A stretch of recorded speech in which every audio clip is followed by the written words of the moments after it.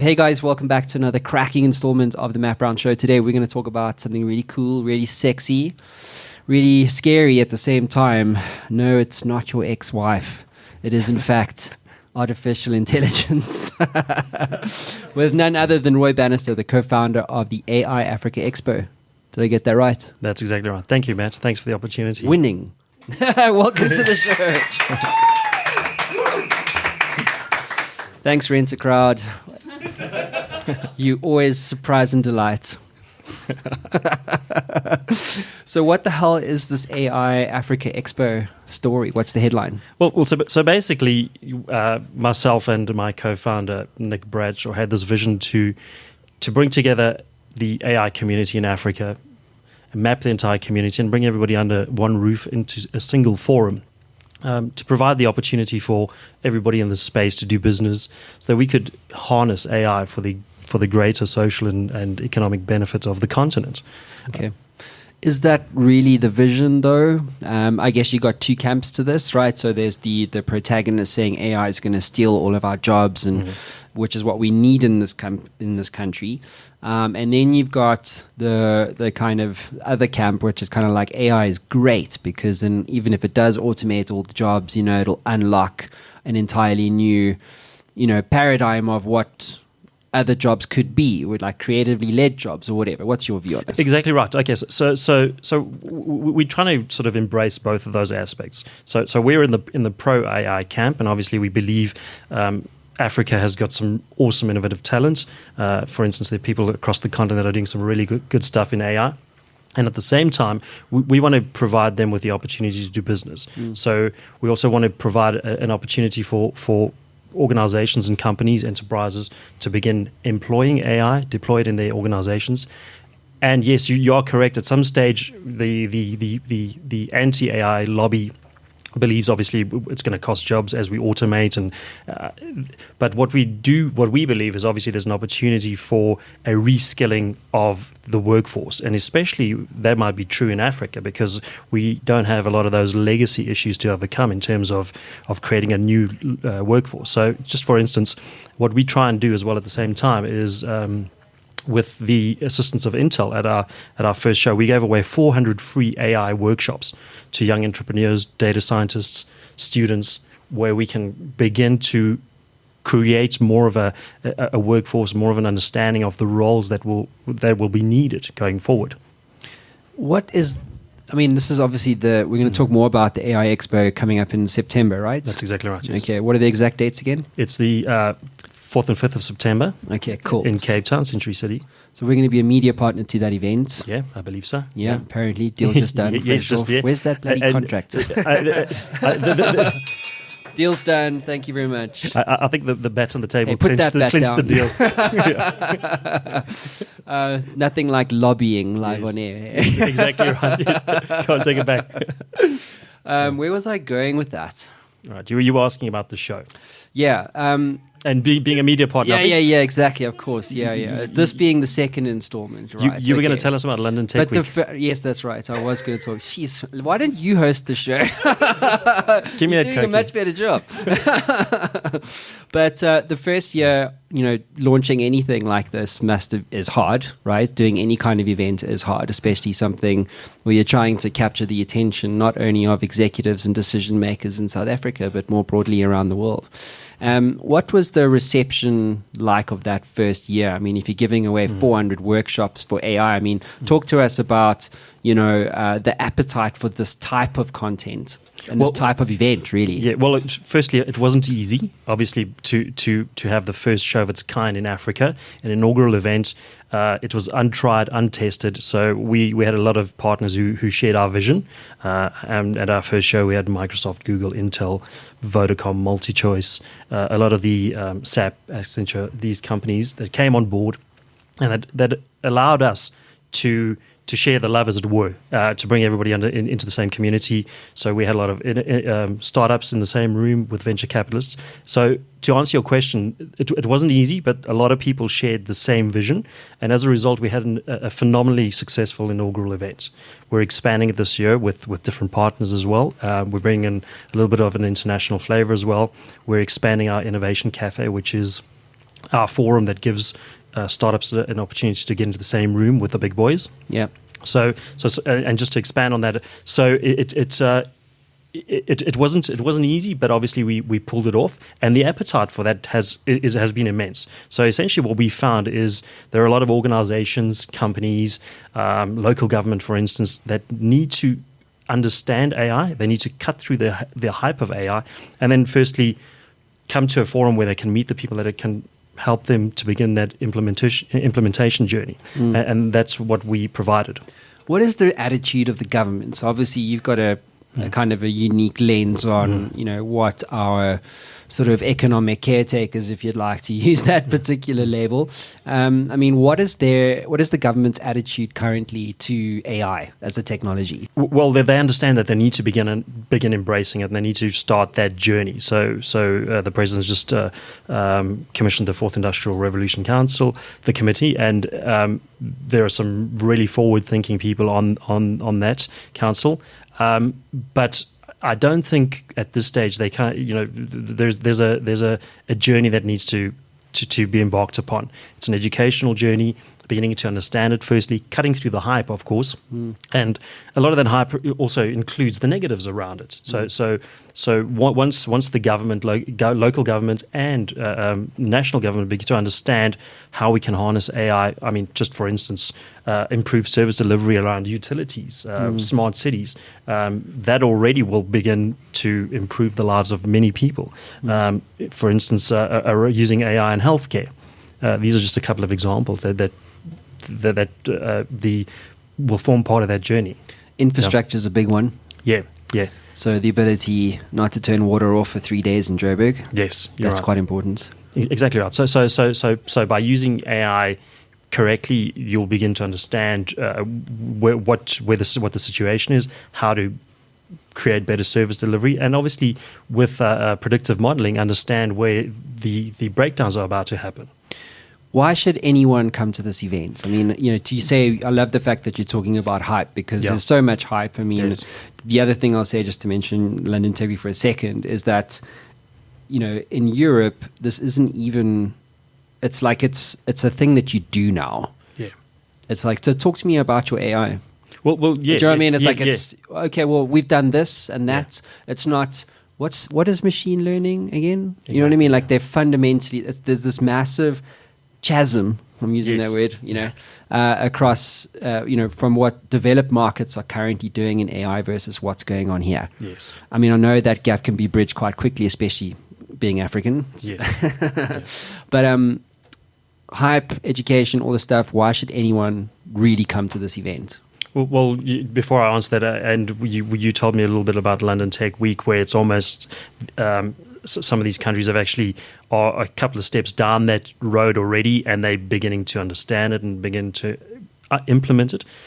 So in our case, what we set out with the vision for this was we wanted to provide an opportunity for companies, CEOs of companies, chief technical officers, marketing officers, data officers, digital officers, to begin understanding what the AI journey will entail for their company, their organization, and then to firstly understand it, and then secondly begin to implement it, and then thirdly find those vendors who will actually help them on that journey at our event. So, for instance, we've got some really great vendors at the event that are ready to build bespoke offerings for any organization or company, no matter which sector, retail, banking, finance. For instance, some of the bigger banks have already started that AI journey. Some of them are lagging behind, but in general, I think we've started the ball rolling. So this second show is the follow up on that. We need to continue that educational journey and that implementation journey. Do you feel that AI will affect all industries? Remember, in about sort of January 2017, it was blockchain's going to change every single industry. It doesn't matter whether you're selling cows or whether you're selling digital crypto instruments. You know what I mean? Yes. But in reality, it's only really affected the financial services space today. AI Same, also an exponential technology. Do you feel that AI is going to affect all industries, or is it only going to be reserved for some? Well, eventually, obviously, we've seen some really great developments in agri-tech, in agriculture, healthcare, and I'll give you an example in a short while. It will begin impacting all of those sectors. But what you'll see probably in the shorter term, you'll see AI technology like RPA and the ability to mine your data and gain greater insights from the masses of data that various organizations have. I think that's the short-term, easier implementation before we get to robotics and the deeper machine learning aspects of that. Yeah, when the robots deliver your shopping, and pack it in your fridge. We're not quite there yet, Yeah. But you mentioned use cases. Healthcare, agri-tech is fantastic. What are some unique African stories that you can share that have used AI to do rad things? Certainly. I mean, so one of the stars at our inaugural event was a guy called Dr. Stephen Odaibo, who's a Nigerian ophthalmologist who knew that he could begin to harness AI for the people in his community that can't have access to affordable healthcare. So he developed a retinal scanning app which will scan your eye and will diagnose some of the ocular diseases, and then obviously from then on you'll be able to get affordable healthcare. So that's just a simple example. And another company we had at our inaugural event was a company called Zindi, which is a AI challenge platform. So, for instance, they have various challenges running where they bring data scientists. There's some prize money. This is the problem we have. Come together and try and help us solve it. So, for instance, they very recently they awarded a prize for a data scientist that had helped them to solve some traffic congestion problems in Nairobi. And in fact, we're involving them again this time around in a more expanded role. So we've also launched this year. We've launched the AI Art and Music Challenge with the help of Zindi and Cortex Logic and Cortex Ventures. And basically, what we're doing is, it's for the first time it's been done in Africa. We're asking those data scientists to create some artwork, a music piece and a visual art piece. We're going to be giving away some prize money for that as well. And it's basically just designed as a fun way and a practical way for people to begin understanding how AI can be involved. Now, it's not the first time, obviously, an AI art challenge has been done. I think for the first one in the world was sold at Christie's at auction for, I think it was $248,000 something crazy. So there is a novelty aspect to that, but obviously what we're trying to do is showcase the abilities of the talent in Africa. Funny you mentioned that.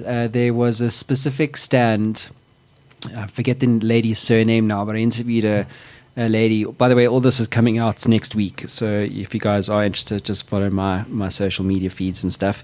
But anyway, so what they had done, and before I get into the detail of the execution, was that there's an over-index towards, or over-rotation towards technology. It's AI. But it's actually, where is the creative aspect of the application of AI? So AI on its own, it's pretty fucking, like, it's just AI. Do you know what I mean? Super amazing, but still, it's pretty narrow, right? But when you blend creativity on top of that, that's when the magic starts to happen. And we started to see that as a global trend at London Tech Week. There was, in this particular exhibition, I think it was for the Barbican Arts Centre or something like that in London. So basically what they did was they took a guy and they dressed him in all black from head to toe. It looked like a robber, basically. You know what I mean? Dressed like that here, you'll get shot. But over there, they basically filmed this guy, and AI creatively mirrored what he was doing. It was very beautiful. I'll send the link to you. Yeah, please. Yeah. But it was the first real example of the arts being used robustly and creatively with amazing exponential technology like AI. Yeah. And you're right. So that adds a different element to it, and I think in many aspects it makes it more tangible.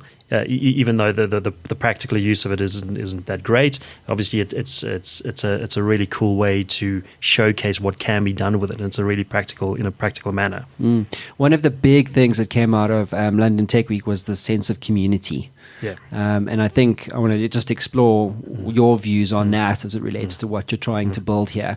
And so it was like, I don't know what your experience is locally, but there's very much a sense of like it's closed.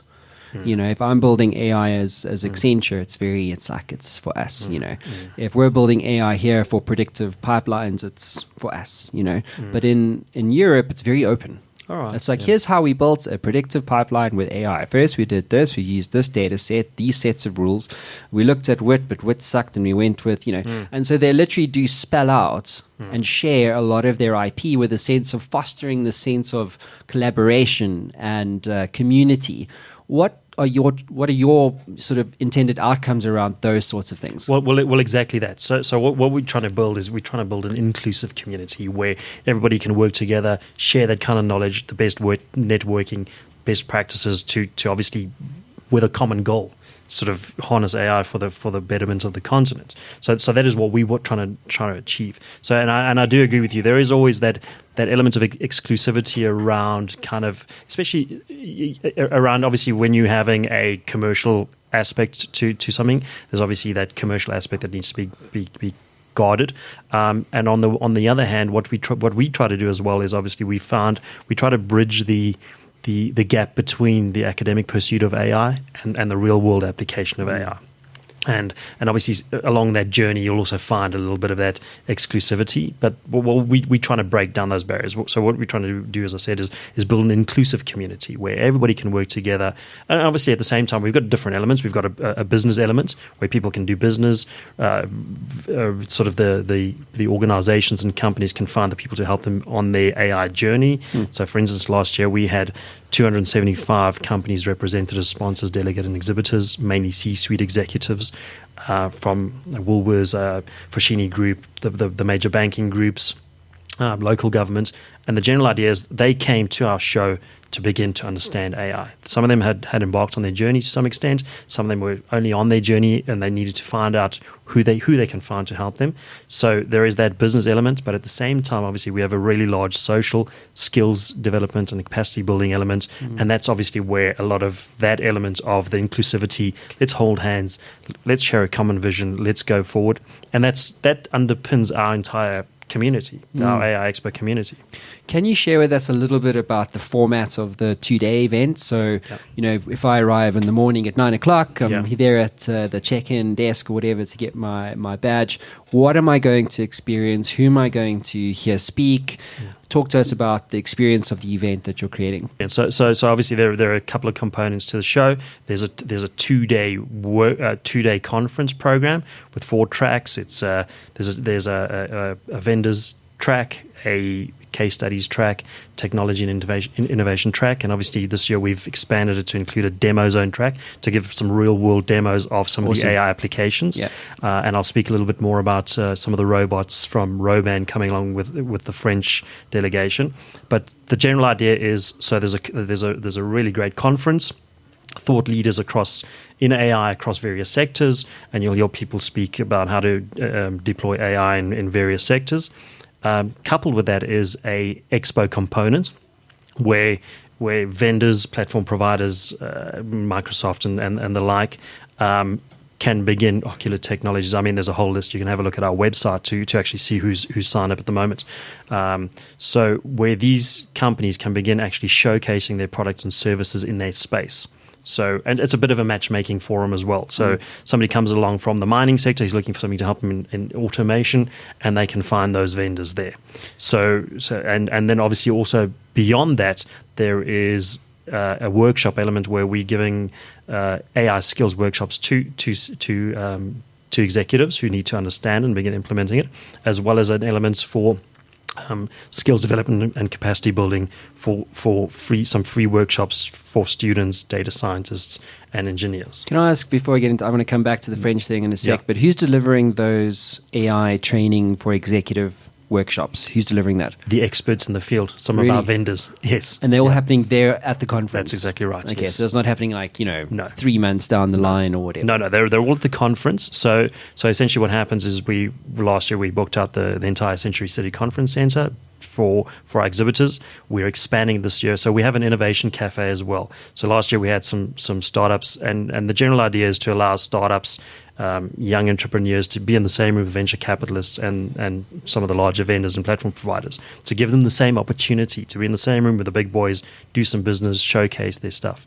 So the general idea around that, so the innovation cafe is we've expanded this year. We've got 17 innovation cafe booths where young entrepreneurs, guys that are beginning to innovate in this space, can come showcase their products, potentially do some business, meet some venture capitalists, can help them along in that journey. There you go, guys. Some VCs in the room here. Definitely. And while we're speaking about VCs, so the Cortex Ventures has just launched very recently, a couple of months ago, which is Africa's only AI-focused venture capital company, really dedicated specifically to helping those startups along the journey. From local capital or foreign capital? Well, yeah, it's a combination, Really? and it might be a good idea at some stage to have somebody on your show. I can introduce to those people, and they can talk a little bit more about that. That sounds very interesting. Yeah.